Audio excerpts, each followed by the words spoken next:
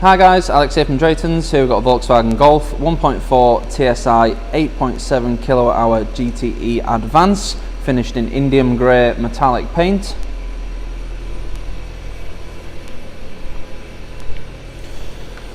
All the wheels and tyres are in very good condition. These are 18-inch alloys with a diamond cut finish.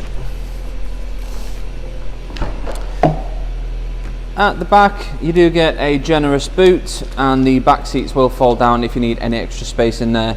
The centre seat also has through loading, as you can see there, so if you need to get longer items in there you can fold that down individually.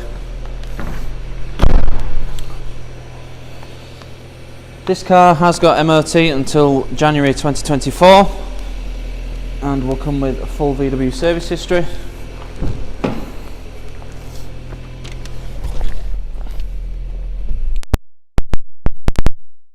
We have the Jaccara cloth sports seats, good bolsters on the side and the base to keep you in place. They are the same seats, I believe, as you get in the GTI and the GTD, just with a difference in colour. So on these ones you do have blue because it's a hybrid. GTI you have red, and the GTD you have grey. They continue to the rear with the exception of the central seat, which is just black cloth, but you do also get the blue stitching on the seats themselves, which is a nice little feature. Up front we have your rev counter, or sort of power counter, on the left, and on the right you've got your speedo. You do also have a digital speedo in the centre, as well as various different driving info, which you can see on there. You've got road sign recognition, things like that on there. Moving across, you do also have your assist systems. So we have lane assist, adaptive cruise control, speed limiter and front assist on there. You can turn that on and off just by using the buttons on the steering wheel, and then adjust the distance, for example, for the adaptive cruise. Good assist systems on here. You do also have built-in nav into the screen, so you've got the same nav screen as on the built-in system on the main screen. So it's nice and easy to read, nice and easy to use as well. When you have set a route, it will pop up on here with the directions and things like that. So it saves you sort of taking your eyes off the road to look at the main screen. We've got your audio tab, so that's radio and media, your Bluetooth telephone, vehicle status, sort of your hybrid system, so you can see where your power flow is going, if it's the engine that's using the battery, stuff like that. You also have a lap timer, and then back to the driving data. You do also have various different views, so this is the consumption and range view. You've got gear and speed, efficiency, nav, loads of stuff on there, so you can personalise it as you wish. Moving on to the main screen, you've got your shortcuts either side, but we do have a full touchscreen system. We've got DAB FM AM radio, DAB FM radio on here. Then we've also got your media, so we've got Bluetooth connectivity for phone and music. You do also have CD player, which is located just in the glove box, and you do also have an SD card slot available if you want to put some music on there as well. You also get App Connect, so we have Android Auto and Apple CarPlay, so you can have your own phone screen on the screen in the car. If you do just prefer to have your calls and music coming through, then you can do that just via Bluetooth on there. Like I said, all your contacts and stuff will be on here when you've got your Bluetooth connected.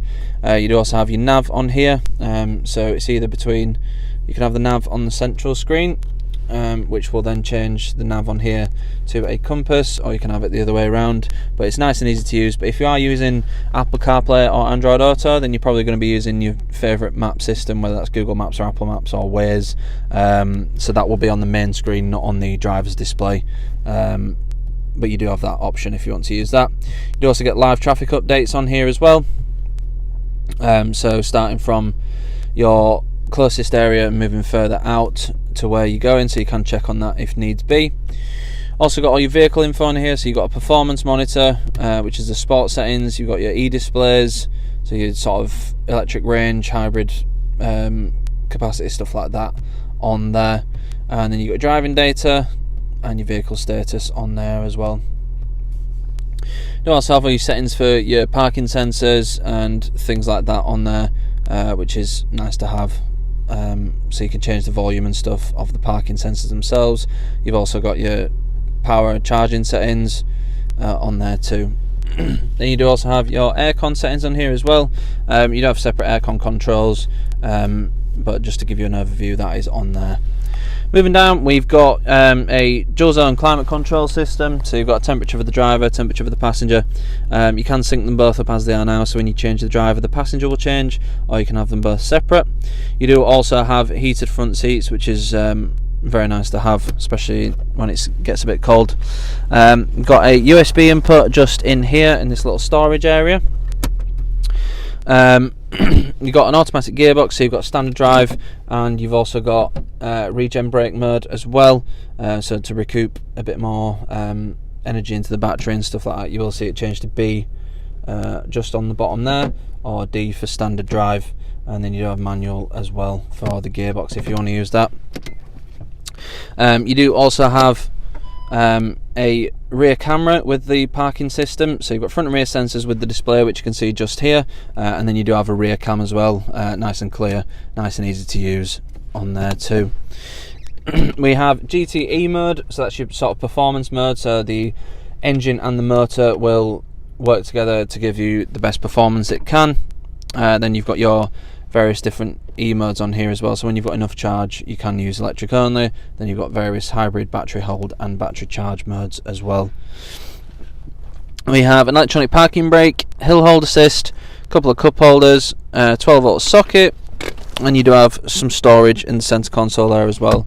Door bins are a good size and they are lined with felt, as is the glove box, so if you've got stuff in there they won't rattle around too much.